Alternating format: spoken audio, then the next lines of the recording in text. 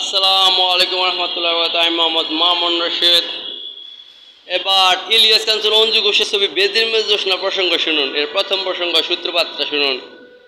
এই ছবিটা আমরা আমি যখন গ্রামে থাকতাম তখন গ্রামে বেশি টিভি ছিল না, ঠিক আছে, কিন্তু ভিসিআরে মাঝে মাঝে মাঝে মাঝে বাড়িতে টিভি ছিল আর কি, কোনো কোনো বাড়িতে টিভি ছিল, টিভিতে ফিল্ম দেখতাম।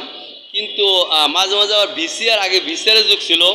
বেদিমের জোসনা ছবি ভিসিআরের যুগের ছবি, ঠিক আছে না?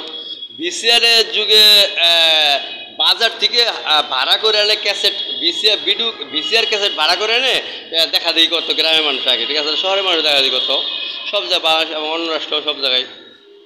তা ভিসিআর একদিন আমাদের পাশের বাড়ি নয়াবাড়ি বলে আর কি, দফাতে বাড়ি আর কি, ওরা আর কি অনেকে মিল্লা ভিসিআর আনছে, ভিসিআর এনে ক্যাসেট আনছে, ওর মধ্যে বেদে বেজোসনা ছবিটাও আনছে।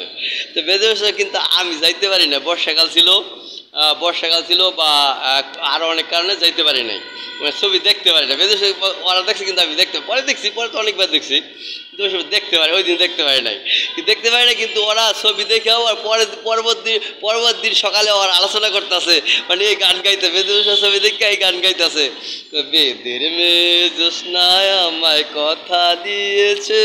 আমি দারুণ এই ছবিটা ওরা দেখছে, তোমার বুঝে এই ছবিটা বুঝে ওরা দেখছে আর কি। একটা প্রসঙ্গ, ঠিক আছে, বেদোসনা ছবির প্রথম প্রসঙ্গ শুনলেন। তারপর আরেকটা গান আছে না, ওরে তারা তুই দিল্লি ধরা, এই গান গাইতো। তোমার বুঝতে বেদোসনা ছবি দেখে ওই যে মজা পাইছে, ঠিক আছে না? বেদোসনা প্রসঙ্গ, বেদিমের জোসনা প্রসঙ্গ শুনলেন। বেদিমের জোসনা ছবির প্রসঙ্গ আরও দ্বিতীয় প্রসঙ্গ নিয়ে আসবে ইনশাল্লাহ সামনে। আল্লাহ হাফেজ।